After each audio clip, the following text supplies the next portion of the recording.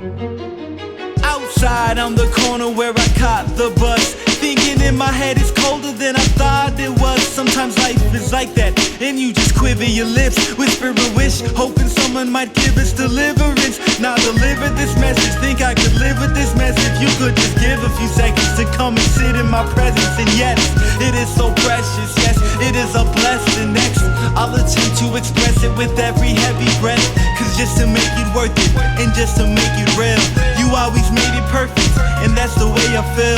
Sometimes we think too much, and we lose control, but it's not what you know, no, it's who you know. Days that will not end, I'm sure you've had them too, wishing you're still in bed, and yet we have to move. This is what passion do, this is what passion does. It's on my planets too, start sending back the love. Hello, ladies and gentlemen, boys and girls, children of all ages. It is me, Dukect here, live on the Dukect Lounge. And we're not live, but we are recorded because, talk show issues. But I want to get this podcast done because I want to do for you, the people. You got to get the people what they want. And today we're doing just a recording of it. And, well, we got some news and talking about the entertainment and all that good stuff. But next week we're going to be doing an E3 preview. What we're going to look at, what's going to be for Nintendo, Sony, and Microsoft, and all the stuff in between. Alright, so that's going to be the program though. Hopefully you can join me live Monday night, 10:30 p.m. You know what? No. 9 o'clock. Since, it's going to be like 9 o'clock because I believe it's pretty much Dark Elevation is going to be like an hour. And, I'm going to put my show at 9 o'clock right there so, we can just sit back and do all that other stuff, and chill and all that good stuff, because I think it's going to be done like an hour and 30 minutes instead of 2 hours. So, anyway, that's what's going to be a program out Monday nights, 9 p.m. Eastern Standard Time. Okay, let's get this started. As, we're going to talk a little about the Superman movie, the Black Superman movie, as Regina King saying that it's news to her that she was going to be a part of the Black Superman movie. As she had her first really main big hit with One Night in Miami. It was the fictional biopic with, I believe, the actors portraying Malcolm X, Muhammad Ali, Jim Brown, and Sam Cooke. And there's going to be a fictionalized meeting of it. So yeah, that sort of stuff. Which I think it produced well. And I saw bits and pieces, but I was like. It wasn't, I did like, but a lot of people did. A lot of people were like, wow, this is really good. And this Regina King looked like she's going to be really talented behind the camera. And someone say, hey, Superman movie, I think people will be for that. Black Superman movie, me personally, I don't like it. It just seems like we're just going to, I'll just paint the guy black and just that's going to make everyone happy. There's some issues with all the stuff with the turmoil and Warner Media and everything else with the, how they treated, Ray Fisher and all the other stuff there. So that's what it is. Anyway, it comes off with the report here from MSN.com, and link will be in the description as well. And you see here, it's like the Trinity Cross Connection show on MSNBC says I'm curious because there's a little bit of gossip. You're rumored to be on the short list to direct Superman. You and Barry Jenkins, both of your names have been thrown out there. Cross said, anything you want to tell us? Is there any news you can break this morning about these conversations? This is Tiffany's like, she laughs, says, quote, Tiffany, this is news to me. You have broke the news to me. She says she laughed and everything else. And says, no, I have not heard that until just now. She added. Speculation on the next Superman movie continues to swell now that acclaimed author Ta-Nehisi Coates has been tapped to pen a screenplay. The Hollywood Reporter writing that Black Adam actor is set to take on the iconic role for the first time. Michael B. Jordan recently shot down buzz that he was donning the Superman cape. The 34-year-old actor says that he's flattered. People thought he was up for the job, but he says he's just watching this one. It says this thing continues. It's smart of DC to grab Takashi to go ahead and adapt that project. Jordan told the Hollywood Reporter he's incredibly talented and it's going to be worth checking out. He added, I'm flattered that people will have me in that conversation. It's definitely a compliment, but I'm just watching this one. And the Hollywood Reporter reported that the movie will focus on a black Superman, a storyline Jordan reported to try to start developing back in 2009 when he first signed a production deal with Warner Brothers. So yeah, I think Regina King is an accomplished director. I think she could be something a really good director to film like a superhero movie, because Lord knows I think that could be the only thing that is these Hollywood stuff out there to do. I think she could do a really good job as a Superman or Batman, or whatever Hollywood movie if they want to do it. I think she would be a capable director. But like I said, I think this whole thing is just a smokescreen from Warner Brothers. I don't think they really are going to do it. They're going to quietly cancel this because they did some of this before, as I think Jason Momoa had this had supposedly he was going to star this new Frosty reboot. The movie of Frosty, and then that thing died because of, I think it was because of like the Snyder Cut and all that type of stuff, and it's just amazing the studio can be this petty, and he's just like, when grumblings about what was going on with the behind the scenes stuff there, and he just had, that stuff didn't actually manifest. So I think this is the same type of thing. They're penning the screenplay, but I haven't seen anyone doing anything with the Black Superman. I'm looking on the stuff right now. Nothing yet. Could change. I mean, DC's fandom happening later this year, so maybe they'll have something with it, or they might actually canceled and everything. But who knows? Hey. But yeah. By the way, everyone's NXT like pissed off they did a no contest. That's what you expect with WWE. WWE has no contest. That's an average. That's the thing. WWE with matches and the no contest to do the story, which yeah. So that's what it is. But yeah. My hope is the movie, if it does happen, I hope if it does, it will be a good movie, a very positive one. But I doubt this is going to happen, in my personal opinion. Leave you something in the comment section. Do you think it's going to happen or not? Because I don't see this happening anytime soon. All right, let's take a small little break here. When we come back, we will be talking about the new ideas, what cinemas over in Great Britain are trying to get people back to the theaters. We'll be right back right after this.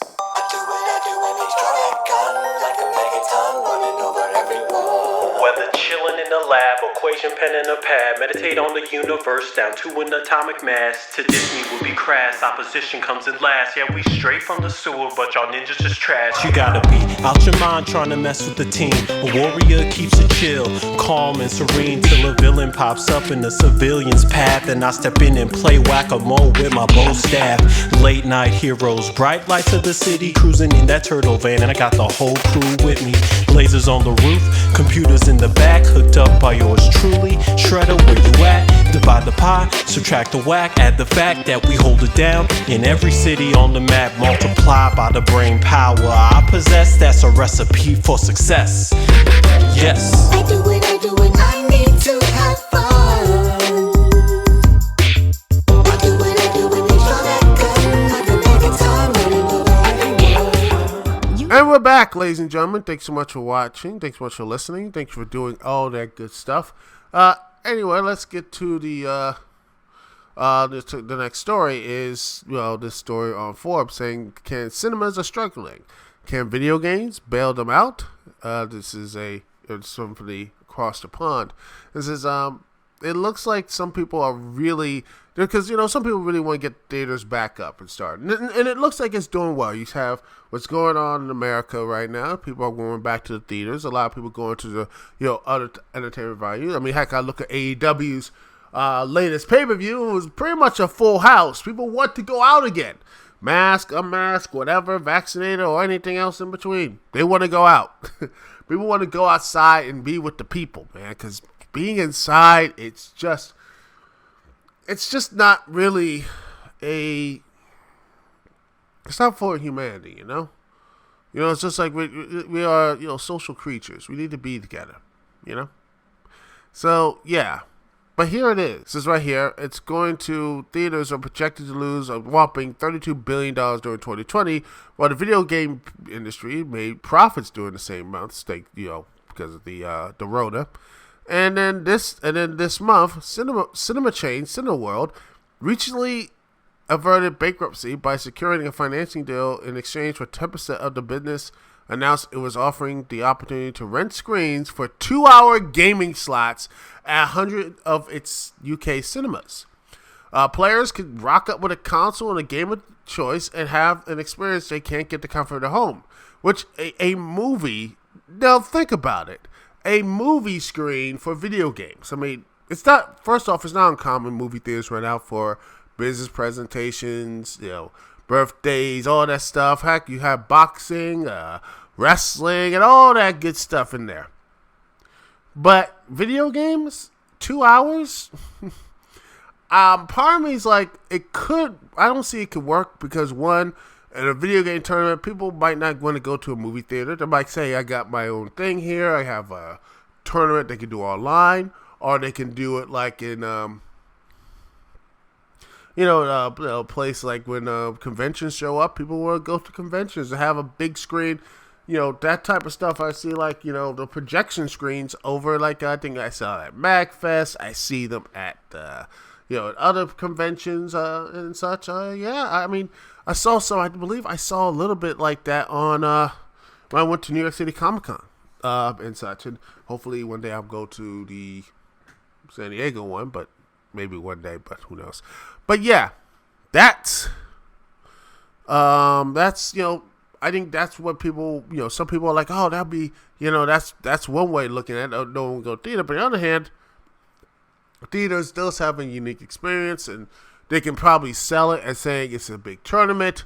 You can have like this huge screen. It's, even though you can have a projector, but it's nothing like playing like, say, I don't know, say a Smash Brothers tournament on a big screen, or multiple players doing it and something like that. You can have those type of stuff.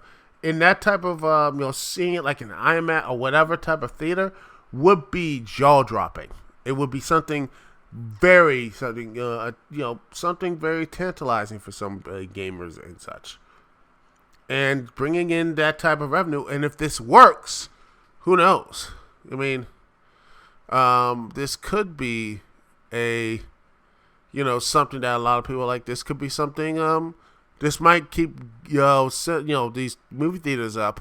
Personally, I think they should be going all in on the, membership deals and such, which I think that will probably be the best way to get people into, because there is going to be the issue, which I talked about like last podcast and such, is the rate of people not wanting to go. Even though it was like 1,000 people wanted, 1,000 people were polled. I do think a lot of other people are probably like, they like the convenience of staying home. They like actually sitting around, like, getting, snacks, cheaper snacks and cheaper not going over, heck, not even getting like dinner. You can have dinner at home, a cheaper dinner at home, and you can have, go to 7-Eleven or CVS or heck, Safeway, get some candies and some chips and drink. A hell of a lot cheaper than what the movie theaters have. So that's going to be the issue. And I think that could be what's going to be the main issue. I think that's going to be one of the big issues, ladies and gentlemen. I think that's going to be one of the big issues of bringing in the bringing back fully, because it's going to be the cost and people are going to be the convenience. Because again, Hollywood wants to go back to theaters. I don't think people are just going to go into, I think it's just the weekends. I mean, they were losing money anyway. So they need to have something. Because again, maybe it will be an exclusive club maybe theaters will be exclusive, and you will see these big type of theaters and events like, big movies, big everything else. Maybe select theaters will have these things, or it's gonna be like the, stuff like Cinema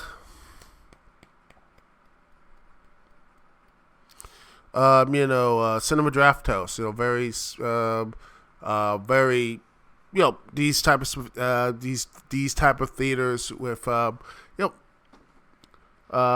these type of theaters that will be very specific ways of actually engaging the customer, and that will be one thing that I think people are going to be really interested in.